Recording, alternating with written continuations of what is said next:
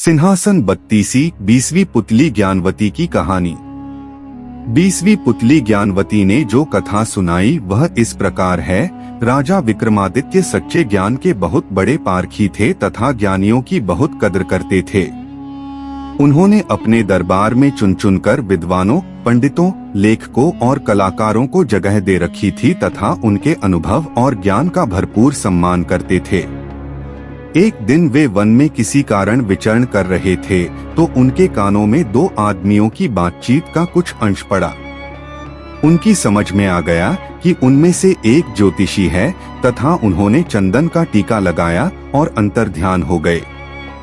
ज्योतिषी अपने दोस्त को बोला, मैंने ज्योतिष का पूरा ज्ञान अर्जित कर लिया है और अब मैं तुम्हारे भूत, वर्तमान और भविष्य के बारे में सब कुछ स्पष्ट बता सकता हूँ। दूसरा उसकी बातों में कोई रुचि न लेता हुआ बोला, तुम मेरे भूत और वर्तमान से पूरी तरह परिचित हो, इसलिए सब कुछ बता सकते हो और अपने भविष्य के बारे में जानने की मेरी कोई इच्छा नहीं है। अच्छा होता तुम अपना ज्ञान अपने तक ही सीमित रखते। मगर ज्योतिषी रुकने वाला नहीं था। वह बोला, इन बिखरी हुई हड्डियों को देख रहे हैं। मैं इन हड्डियों को देखते हुए बता सकता हूँ कि ये हड्डियाँ किस जानवर की हैं तथा जानवर के साथ क्या क्या बीता, लेकिन उसके दोस्त ने फिर भी उसकी बातों में अपनी रुचि नहीं जताई। तभी ज्योतिषी की नजर जमीन पर पड़े पदचिन्हों पर गई। उसने कहा, ये पदचिन्ह किसी राजा के हैं और सत्यता की जांच तुम खुद कर सकते हो।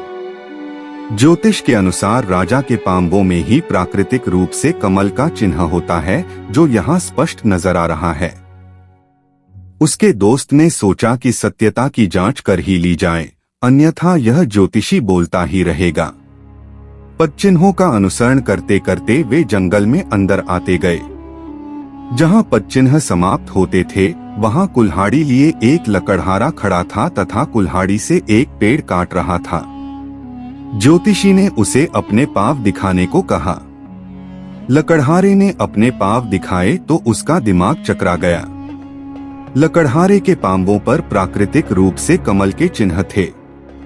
ज्योतिषी ने जब उससे उसका असली परिचय पूछा तो वह लकड़हारा बोला कि उसका जन्म ही एक लकड़हारे के घर हुआ है तथा वह कई पुश्तों से यही काम कर रहा है।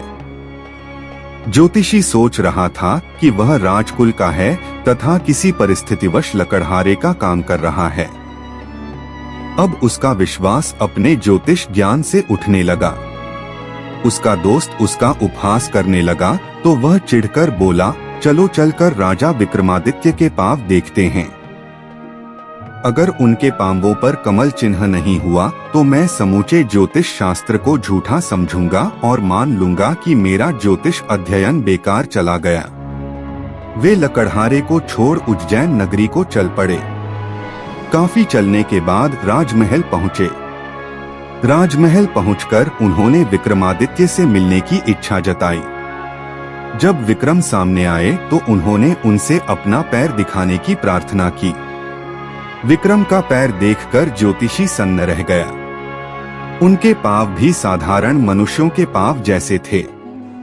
उन पर वैसी ही आड़ी तिरछी रेखाएं थीं। कोई कमल चिन्ह नहीं था। ज्योतिषी को अपने ज्योतिष ज्ञान पर नहीं बल्कि पूरे ज्योतिष शास्त्र पर संदेह होने लगा। वह राजा से बोला, ज्योतिष शास्त्र कहता है कि कमल चिन्ह जिसके पांवों में मौजूद हो वह व्यक्ति राजा होगा ही, मगर यह सरासर असत्य है। जिसके पांवों पर मैंने ये चिन्ह देखे वह पुश्तैनी लकड़हारा है। दूर दूर तक उसका संबंध किसी राजघराने से नहीं है। पेट भरने के लिए जीतोड़ मेहनत करता है तथा हर सुख सुविधा से वंचित है। दूसरी ओर आप जैसा चक्रवर्ती सम्राट है जिसके भाग्य में भोग करने वाली हर चीज है, जिसकी कीर्ति दूर दूर तक फैली हुई है।